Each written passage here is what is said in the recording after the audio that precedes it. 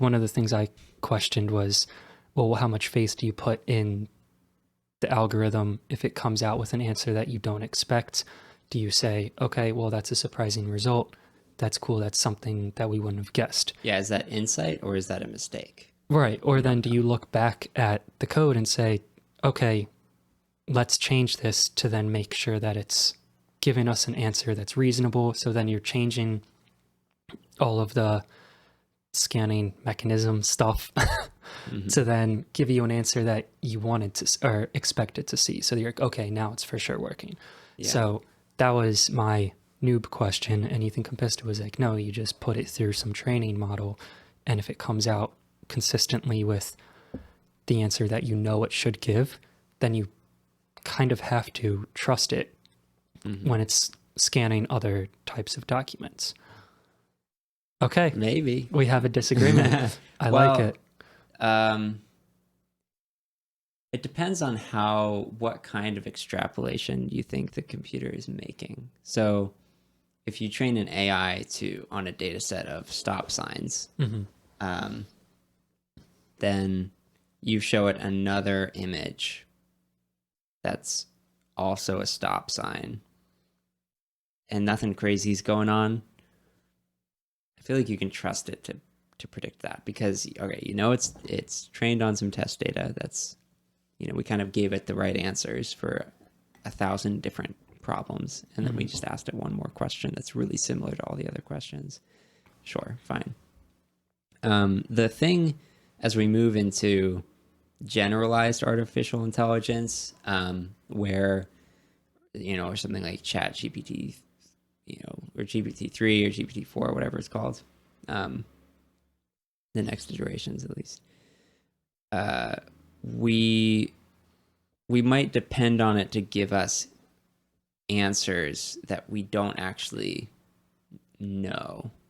Like, we don't even know the correct answer to check if it's right or not. We're saying this computer program is going to actually answer a question for me. It's a question that I can't figure out on my own. Or maybe I'm comfortable with the answer being surprising. And how do you validate that? Is that a mistake of the program, or is it a genuinely new insight that's beyond what humans are capable of? It's a tough distinction to make. I think half of that is just making sure you're asking exactly the right thing. So computer is not going to be able to read between the lines and say, oh, well, what he's meaning is this. It's like that question from the Hitchhiker's Guide to the Galaxy where they have this supercomputer that for like 1 million years or something like that is trying to find the answer to the universe and life, whatever the wording is. And then the answer ends up being 42. And it's just meaningless because you didn't know what you were asking. Yeah. Not asking the right question. Okay. So it seems like you'd put a moderate amount of trust in what that would spit out.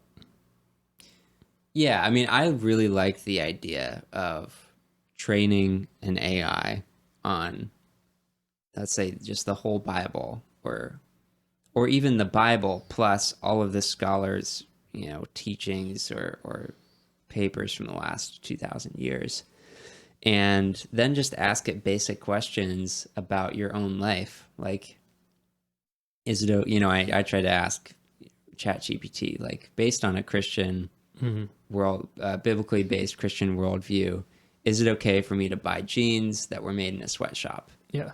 Like very context specific questions where I might be tempted to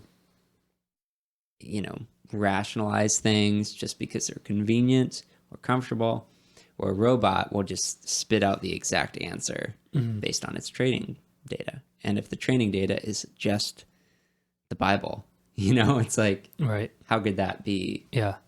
I don't know. It seems straightforward.